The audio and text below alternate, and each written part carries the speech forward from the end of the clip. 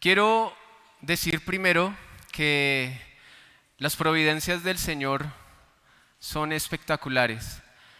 Lo digo porque esta mañana mientras el pastor estaba hablando del tema de aquellos hijos, pero que no solo somos hijos, sino herederos, y que resaltaba mucho el aspecto de ser hijos de Dios con esta gran particularidad.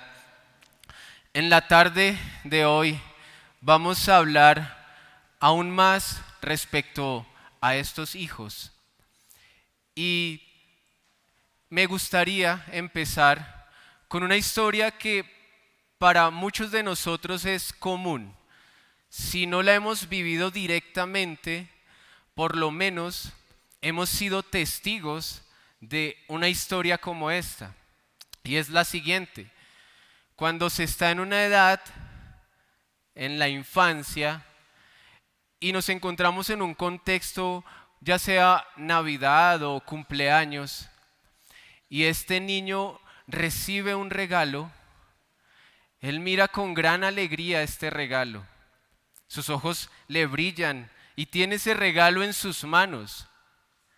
Pero de repente ese idilio es interrumpido por la llegada de unos familiares particulares, los primos, aquellos de edad contemporánea. Y este niño ve amenazada su recompensa, ve amenazado aquel regalo que recibió. Y ahora esto que era un idilio se convierte en una zona de guerra, en un campo de batalla. Aquel regalo ahora es la bandera que no puede dejarse conquistar por el otro. Entonces empieza a aflorar de este niño y brotar de sus poros las emociones más negativas, y una de ellas es el egoísmo. Entonces, cuando ve su regalo en manos ajenas, quiere luchar por la dignidad de ese regalo, porque solo él es digno de tenerlo en sus manos. ¿No cree que ahí muchos de nosotros evidenciamos de quién somos hijos? Ahora, ¿por qué los introduje con esta historia? Porque lo que vamos a ver hoy en los versículos que tenemos aquí en Mateo tienen algo muy similar. En esta ocasión estamos viendo otra tergiversación de los maestros de la época. En el versículo 43, esto era lo que ellos enseñaban: amarás a tu prójimo y aborrecerás a tus enemigos. Ahora, antes de abordarlo, quiero que miremos una cosa. Aquí se está cerrando la primera sección del Sermón del Monte. ¿Cómo podemos ver esto? Vea en su Biblia el versículo 17. El versículo 17, si recordamos, nos decía el Señor Jesucristo estas palabras: no penséis que he venido para abrogar la ley o los profetas. El Señor empieza con estas palabras, y si usted se da cuenta, lo hace antes de empezar a tocar cada una de estas antítesis. Han sido reconocidas como las antítesis para los estudiosos. Cada vez que el Señor decía: oísteis que fue dicho, pero yo os digo, Él hace una introducción en ese versículo 17. Le advierte a las personas que lo van a escuchar: tranquilos, que yo no estoy cambiando nada en la ley, no lo estoy haciendo. Ahí vemos que la última antítesis que se nos presenta es esta: el amar a nuestros enemigos. Pero hay algo que no quisiera que pasáramos por alto y también lo tuviéramos en nuestra mente antes de abordar este tema, y es en el versículo 20, el Señor termina con una cláusula muy importante, con una sentencia muy importante. Recordémosla. Dice: porque os digo que si vuestra justicia no fuere mayor que la de los escribas y fariseos, no entraréis en el reino de los cielos. Esta es la sentencia con la que el Señor termina ese preámbulo y empieza a tocar cada una de estas antítesis. Tengamos esto en mente, porque vamos a ver una conclusión en esta tarde que sella esta primera sección del Sermón del Monte. Si usted está tomando nota, quiero que le coloque el siguiente título a este estudio, y es un amor que nos identifica como hijos. Un amor que nos identifica como hijos. Como les mencioné anteriormente, providencialmente el Señor ha querido llevar esto en este día para cada uno de nosotros. ¿Somos hijos o no lo somos? Y este estudio que vamos a ver va a reforzar ciertas características que deberían tener estos hijos. Vamos a verlo en 3 puntos. El primero es que vamos a encontrar aquí un amor fuera de lo común. El segundo, un amor distintivo. Y en último lugar, un amor perfecto. Ahora abordemos este tema, hermanos. En primer lugar, me gustaría empezar por que veamos cuál era la idea común del amor o de esta ley que estaban promulgando estas personas. Ellos decían: oísteis que fue dicho, amarás a tu prójimo y aborrecerás a tu enemigo. Eso era lo que ellos decían: amen a su prójimo, pero aborrezcan a sus enemigos. No es de extrañar esta instrucción de los maestros. Tan solamente echémosle un vistazo a la historia de Israel. Si la vemos, como se dice popularmente, abuelo de pájaro, podemos notar que la historia de Israel no es nada positiva. Fue esclavizada, siempre estuvo rodeada de naciones que buscaban acabarlos, erradicarlos, detestados por muchas naciones. Tuvieron que luchar por la tierra a la que tenían que llegar.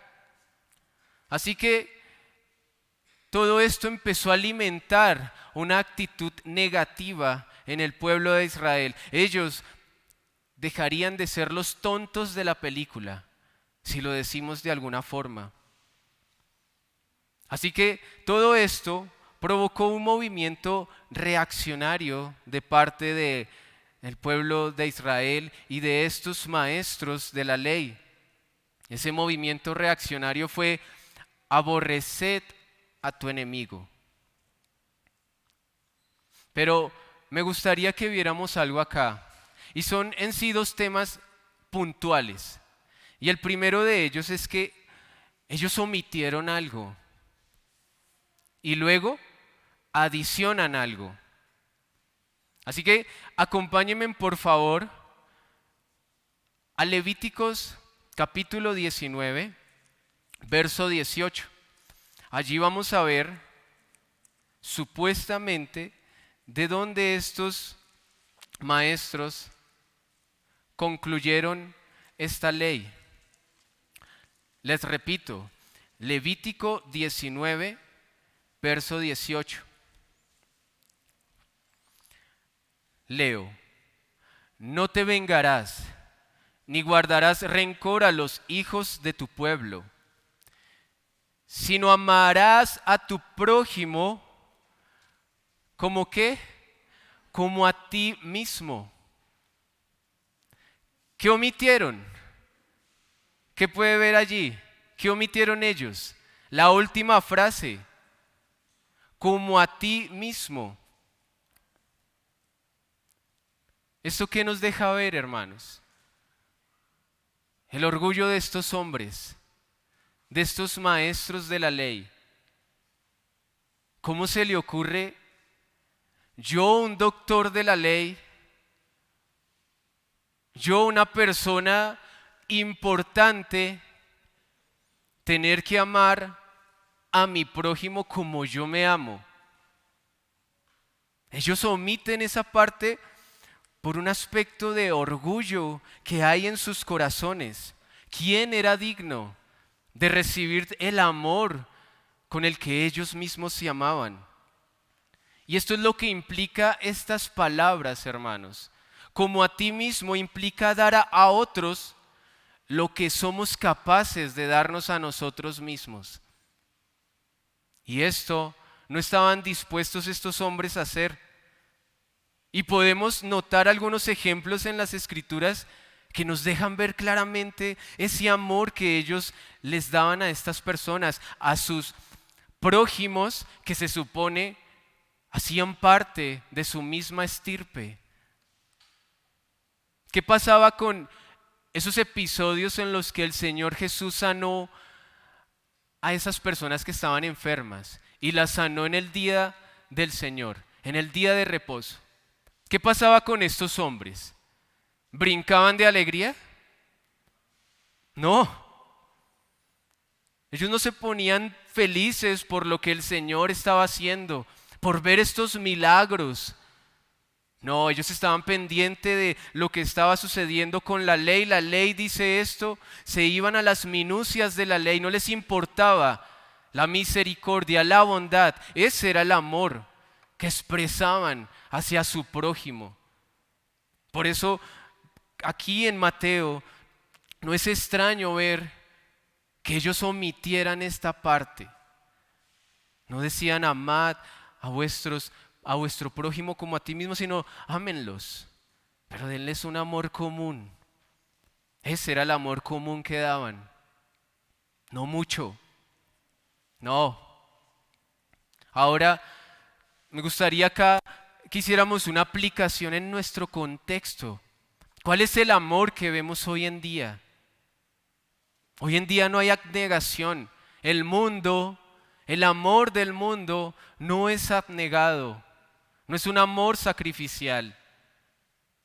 Y hay una frase o una especie de reflexión que a veces he escuchado y dice: ¿de qué sirve amar a otra persona hasta dar su vida por ella si ya no va a estar al lado de ella? Eso es ridículo. Es la reflexión a la que llegan estas personas. Ese es el amor del mundo.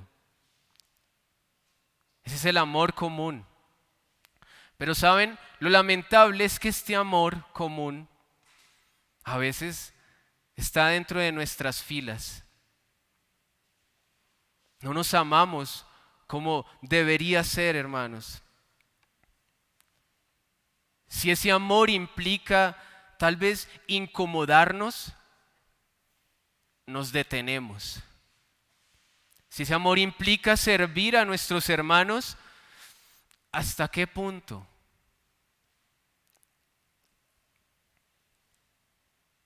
Si ese amor implica ese servicio a mi hermano, le ponemos un límite y decimos: bueno, está bien, desde las 10 que empieza la escuela dominical y hasta las 12:30. Ese es el amor que tal vez se está encontrando dentro de nosotros, hermanos. Un amor que tal vez no quiere negarse a sus posturas. Si tenemos alguna postura respecto a algo, nos paramos en la raya y no, y es como yo digo, pero no hay amor. ¿Acaso no somos misericordiosos con nosotros mismos? ¿Acaso si estamos equivocados, no nos amamos? Y si nuestro hermano está equivocado, no hay misericordia. Porque ese es el amor común, el que vemos aquí en estos doctores de la ley. Ahora, ¿qué añadieron? Quitaron como a ti mismo. Ahora note lo que dice el Señor Jesucristo. Dicen que han oído que amarás a tu prójimo y aborrecerás a tu enemigo. A cambio del como a ti mismo, están introduciendo estas palabras: aborreced a tu enemigo. Eso no se encuentra en la ley, hermanos. Eso no está allí. Como les decía, esto fue causa de ese movimiento reaccionario en estos judíos. Pero quiero que veamos algo interesante y quiero que nos devolvamos unos versículos atrás. Volvamos a las bienaventuranzas. En el versículo 10 dice: bienaventurados los que padecen persecución por causa de la justicia, porque de ellos es el reino de los cielos. Bienaventurados sois cuando por mi causa os vituperen y os persigan, y digan toda clase de mal contra vosotros mintiendo. ¿Saben qué es lo interesante de estos versículos? Que el Señor Jesús en las bienaventuranzas está mostrando y dando las características que representan a su pueblo. ¿Y cuál característica vemos ahí, hermanos? ¿Cuál es? En los versículos 10 y 11. Que seremos ¿qué? Perseguidos. Esa es la característica, ¿cierto? Allí la podemos ver en estos versículos. No era una sorpresa que el pueblo de Dios fuera perseguido. No era una sorpresa que ahora esto se intensificara por causa de ¿quién? De Cristo. Pero el Señor Jesús, sin ninguna ambigüedad, en el versículo 44 dice: pero yo os digo, amad a vuestros enemigos. Es claro y enfático. Es un imperativo, hermanos. Es una orden. Amad a vuestros enemigos. Pero acá vamos a ir viendo algo. Y es, primero notemos, ¿cuáles eran los enemigos de estos hombres? O lo que ellos identificaban como enemigos. Ya vimos que eran todos aquellos que no pertenecieran al pueblo de Israel, a su misma estirpe. Esos eran los enemigos. Es más, los gentiles en la época eran considerados y se les llamaba perros. Pero aquí no se equivoque, hermanos. No es la concepción que hoy en día tenemos de los perros. El amigo del hombre, el fiel. En ese tiempo, los perros eran lo más detestable. Y esos perros eran los gentiles, los que no hacían parte del pueblo de Dios, del pueblo de Israel, para ser más precisos. Básicamente el lema de estos hombres era amar a los nuestros y odiar al resto. Ese era el lema. Pero algo interesante en las palabras que introduce nuestro Señor Jesucristo en este imperativo es que Él describe a los enemigos. ¿Quiénes eran los enemigos? Leemos en el versículo 44: bendecid a los que os maldicen, haced bien a los que os aborrecen, orad por los que os ultrajan y os persiguen. Ahí está la descripción de esos enemigos. Los que maldicen, los que ultrajan, los que aborrecen y los que persiguen. ¿Eso no es lo que vimos en las bienaventuranzas? Lo acabamos de ver ahí en las bienaventuranzas, hermanos. Bienaventurados los que padecen persecución a causa de la justicia. Bienaventurados sois cuando por mi causa os vituperen y os persigan. Quiero ser enfático en esto. Estos enemigos son enemigos por causa de ¿quién? De Cristo. ¿Ustedes piensan que podemos acusar de enemigos hoy en día al que simplemente en el trabajo no le caemos bien porque no le agrada nuestra forma de vestir? ¿Ese es nuestro enemigo? ¿Es enemigo el que estamos en la vía y nos cierra? ¿Es ese enemigo? El que es astuto y de manera descarada se adelanta en la fila que nosotros estamos haciendo. ¿Ese es nuestro enemigo, hermanos? La característica de los enemigos que el Señor da es diferente. Estos no son los enemigos que si nosotros somos estrictos en llevar esto a una aplicación en nuestros días, esos no son nuestros enemigos. Son los que nos persiguen, son los que nos maldicen, son los que nos aborrecen. ¿Pero por qué? Y hay algo acá que les quiero decir, y es que los enemigos hablan más de nosotros que de ellos. Quiero que veamos la peculiaridad que hay aquí. El Señor Jesucristo en el versículo 45 continúa con lo siguiente: para que seáis hijos de vuestro Padre, para que seáis hijos.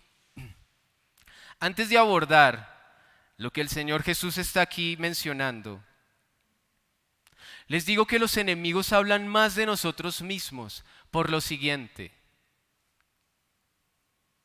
Porque la iglesia se supone que es una iglesia sufriente. Y creo que si hoy no nos persiguen, no nos maldicen, no nos aborrecen, deberíamos prender unas alarmas, hermanos. Porque tal vez estamos congeniando más con el mundo de lo que nosotros pensamos. Tal vez estamos simpatizando más con el mundo de lo que creemos.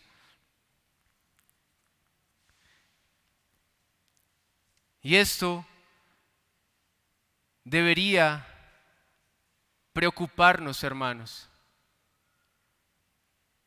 Si usted es aquella persona que se ríe con los comentarios indecentes que hacen en su trabajo o en su universidad, si usted es el alma de la fiesta en su hogar, en medio de una familia de incrédulos, usted no está ganando enemigos, está congeniando con el mundo. El Señor Jesucristo en el capítulo 10 dice que nuestros primeros enemigos son los de nuestra casa. Pero ¿qué pasa cuando queremos compaginar, cuando queremos ser condescendientes con nuestros familiares incrédulos? Somos capaces de renunciar y ser infieles a la causa de Cristo cuando no nos cuesta nada rechazar un día del Señor por estar bien con ellos. ¿Estamos ganando enemigos? No. No estamos aquí ni siquiera amando a nuestros enemigos. Estamos siendo condescendientes y aún actuando con complicidad. No sé si me hice entender en ese punto, hermanos.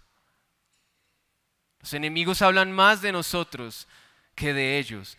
Ahora, el Señor Jesús aquí añade lo siguiente: para que seáis el amor a nuestros enemigos, no la condescendencia, no caerles bien, no intentar mezclarnos con ellos, el amor propiamente, dice el Señor Jesucristo en el versículo 45, para que seáis. Acá tengamos algo en cuenta, y es que si leemos apresuradamente este versículo, estos dos versículos, el 44 y el 45, alguien puede interpretar y decir: oiga, es fácil en cierto sentido llegar al cielo. Solo debo amar a mis enemigos. Pareciera que este versículo 45 estuviera dando una fórmula de por medio de obras a lograr ser hijos. Pero esa no es la intención y no es la forma como se debería interpretar este versículo. Si somos cuidadosos, la mejor forma de leer este versículo es para que mostréis, para que evidenciéis que son hijos. Esta es la gran peculiaridad. Estamos en nuestro primer punto, que es un amor fuera de qué? De lo común. Y esto es lo que lo hace fuera de lo común, la gran peculiaridad. Amamos a nuestros enemigos porque evidenciamos que somos hijos, porque el Señor ha hecho una obra en nosotros para ser hijos, porque hemos dicho, Abba Padre. El Señor ha hecho la obra en nosotros, tal como lo veíamos esta mañana en el sermón. Hay una obra interna en el que es hijo de Dios. Y sabemos que no es solo hijo, sino heredero. Y adicional, el Señor Jesús coloca más carga en este argumento que está dando. Porque Él está diciendo, para que seáis hijos, ya sabemos, para que evidencien que son hijos. Pero luego dice, de vuestro Padre que está en los cielos, que hace salir su sol sobre malos y buenos, que hace llover sobre justos e injustos. ¿Saben esto qué nos muestra? Que si somos hijos de Dios, deberíamos reflejar lo que hace nuestro Padre, esa bondad. Dios es bondadoso al dar sol tanto a malos y buenos, a dar lluvia tanto a justos e injustos. Esto es lo que se conoce como la gracia común y lo veíamos esta mañana. Es la gracia común del Señor. Pero entonces esta gracia común no es un indicativo de que el pueblo de Dios es pueblo de Dios porque le brilla el sol y porque tiene lluvia oportuna. Y tampoco es un indicativo de que el enemigo de Dios deja de ser enemigo porque le brilla el sol y porque recibe lluvia oportuna. Y aquí me es preciso decir algo, hermanos. Y sobre todo aquel que aún es enemigo de Dios, quien aún no ha sido objeto de su amor electivo. El sol que hoy brilla para usted, el día de mañana en la eternidad, será densa tiniebla. Y la lluvia que hoy le refresca, el día de mañana en la eternidad, será la sequedad de su alma en el infierno. Arrepiéntase. Su corazón debe humillarse ante esto. Y aún aquellos aquí que tal vez consideran ser cristianos, no confundan la gracia común con la gracia especial. Humíllense al Señor. Arrepiéntase. Y esta es la bondad de nuestro Dios, que Él no hace distinción alguna para hacer brillar su sol.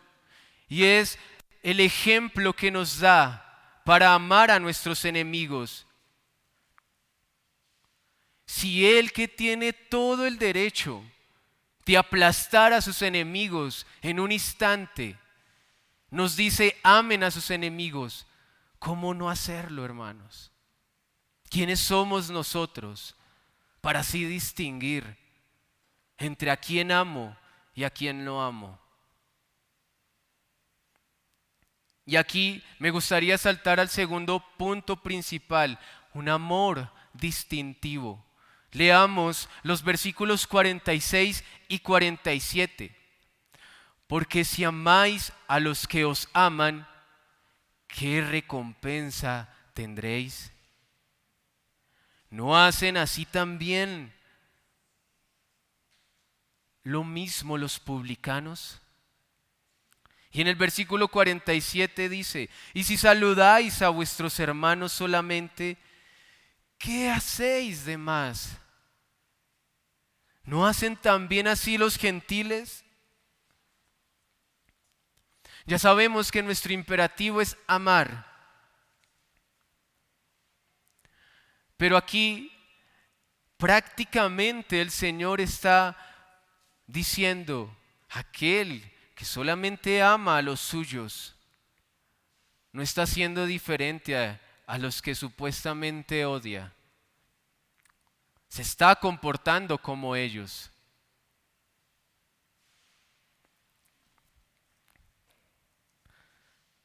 Es como si ellos dijeran, no sean como ellos, pero nos comportamos como ellos.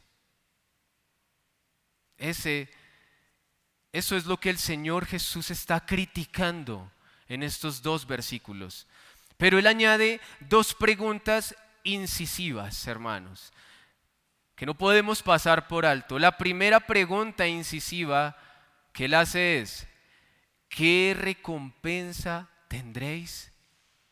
¿Cuál será nuestro beneficio? ¿Cuál es nuestro beneficio? Volvamos nuevamente a las bienaventuranzas, porque allí encontramos algo muy interesante. Versículo 12 dice, gozaos y alegraos, porque vuestra recompensa es grande en los cielos, porque así persiguieron a los profetas que fueron antes que vosotros. ¿Cuál es la recompensa que recibimos del Señor? ¿Cuál es el beneficio, hermanos? Esto simplemente está sumando cada vez más aquello que representa los verdaderos hijos de Dios y que pueden amar de esta forma. ¿Saben qué es? Y lo vimos esta mañana. La herencia celestial. Esa es la recompensa, la de los cielos. No esperamos otra recompensa. Y estos hombres estaban buscando tal vez recompensa entre ellos mismos. Pero pregunto, ¿qué recompensa es mayor que la de recibir la herencia celestial? Si no hay una mayor, hermanos, entonces no nos conformemos ni busquemos las migajas que nos puedan dar los demás. Hemos obtenido los beneficios del gran Rey.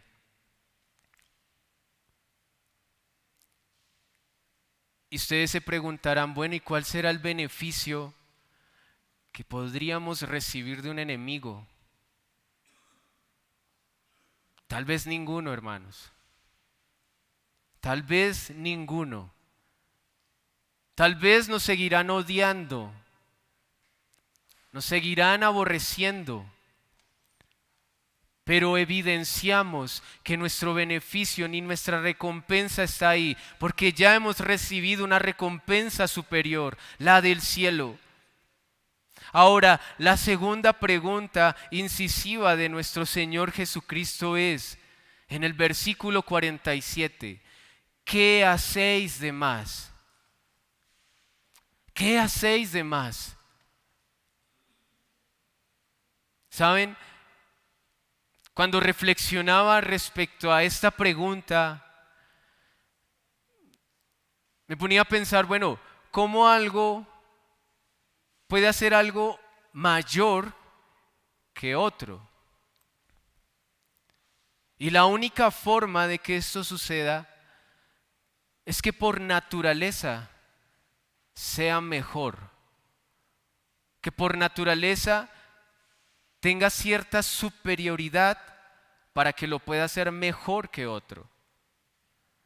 Y les quiero hacer la siguiente ilustración en este momento, hermanos. No sé si han escuchado la historia de la liebre y la tortuga. Todos la hemos escuchado, ¿cierto? La moraleja muy bonita de no confiarnos, de no ser orgullosos, ¿cierto? Pero cambiemos un momento esa historia. ¿Qué esperaríamos de la liebre con la tortuga? ¿Qué esperaríamos nosotros? Que la liebre llegara primero, ¿cierto?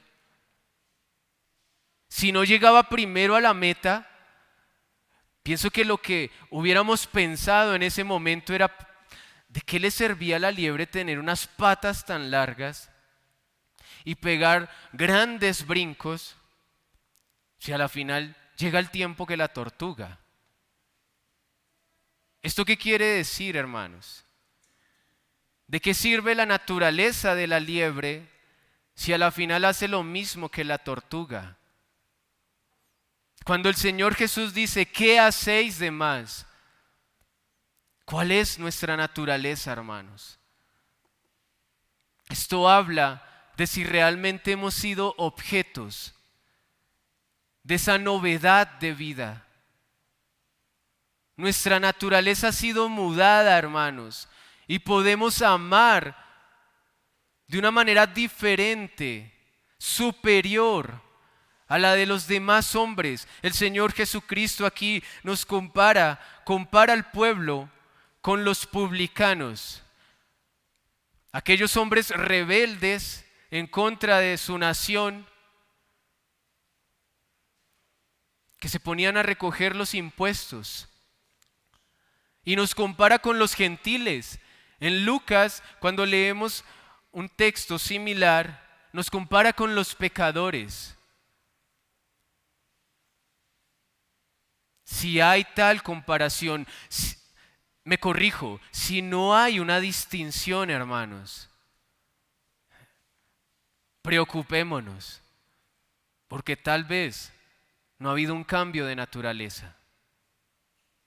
Una de dos, no hemos cambiado de naturaleza o estamos siendo negligentes, perezosos, porque teniendo la capacidad que el Señor nos da, no la usamos. Todo esto, hermanos, nos debe llevar al último punto principal, y es a un amor perfecto. Pero en esa parte me gustaría ser cuidadoso en algo y que fuéramos cuidadosos en algo. Dice el versículo 48, sed pues vosotros perfectos. Sed pues vosotros perfectos. Efesios 5.1, usted lo puede mirar después. Efesios 5.1 tiene la misma expresión. Sed pues imitadores de Dios. Pero ¿saben cuál es la diferencia? La diferencia es que en Efesios es un imperativo, es una orden, que usted imite al Señor. Acá cambia. Acá no es una orden. Acá nos está mencionando algo que va a suceder en el futuro y va a ser perpetuo. La mejor forma de leer este texto, este versículo sería, serás pues perfecto. Y acá pregunto algo, ¿quién de nosotros podría decir que ama perfectamente? Ninguno. Y esta pesada carga no está en nosotros, sino en la obra que el Señor hace en nosotros. La buena obra que Él empezó, la perfeccionará hasta el día de Jesucristo.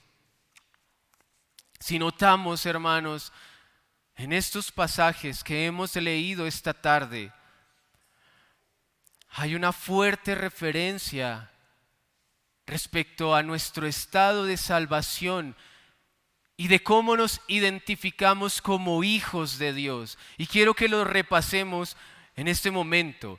Para que seáis hijos, evidenciamos nuestra filiación. Nuestra recompensa o galardón es la que ya tenemos, la herencia celestial. Nuestra capacidad de dar más habla de nuestro cambio de naturaleza. Y finalmente, hermanos, la perfección nos recuerda la obra que el Señor ha empezado. En Efesios 4:13 se nos dice que llegaremos a la perfección, a la medida de la estatura, de la plenitud de Cristo. ¿Por qué debemos ser perfectos, hermanos? ¿Por qué debemos ser perfectos? Porque vamos a asemejarnos a la estatura de Cristo. Ese es nuestro objetivo. En estos textos, además, hermanos, vemos la obra del Señor aquí. Aquí está el Evangelio de una manera asombrosa. Y quiero que lo vea conmigo. Isaías nos dice: despreciado y desechado por los hombres. ¿Saben? Estas palabras del Señor Jesucristo a su pueblo fueron palabras que prontamente Él iba a poner en práctica. Él fue aborrecido, desechado, odiado por sus enemigos, fue azotado, le clavaron una corona de espinas en su cabeza, abofeteado, su barba fue arrancada, fue clavado en una cruz. Y aún así, en medio de tanta agonía, escuchamos estas palabras. Y creo que usted las conoce, hermanos. Padre, perdónalos, porque no saben lo que hacen. Este es un amor perfecto, hermanos. El amor de Cristo se perfeccionó con nosotros, porque todos nosotros éramos enemigos. Y para concluir, hermanos, acompáñenme por favor a Romanos capítulo 5.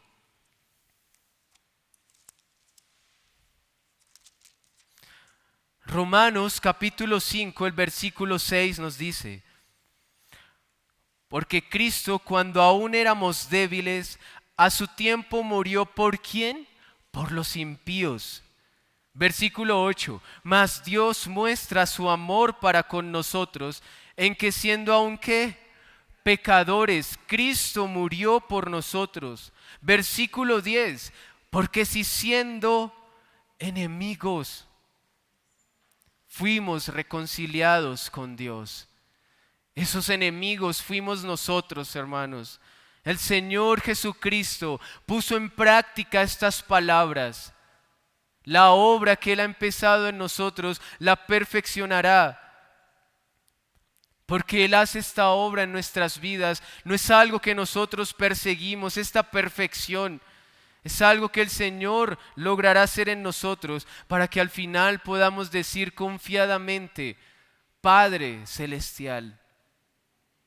Dos aplicaciones, hermanos.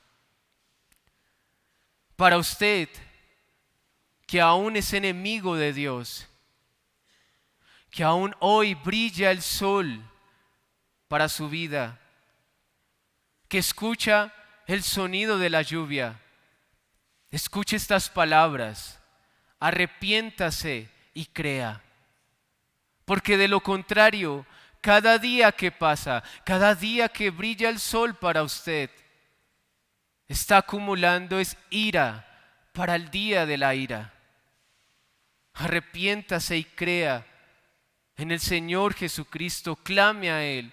Y para nosotros, hermanos, humillémonos ante esta gran verdad. No nos comportemos arrogantemente. No seamos jactanciosos. Nosotros fuimos enemigos de Dios. Miremos a aquellos enemigos con amor. Oremos por su salvación. Amémoslos, hermanos. Me gustaría terminar con una oración, hermanos. Amado Señor, te agradecemos por este tiempo y estas palabras que nos diste esta tarde, Señor. Gracias porque a través de ella hemos podido recordar lo que significa y lo que nos caracteriza como hijos tuyos, ese amor por los enemigos. Padre, danos abundante gracia para vivir conforme a tus preceptos. Te damos gracias por el amor que nos has expresado en la cruz al morir por nosotros. Es en el nombre de tu Hijo Jesucristo que oramos. Amén.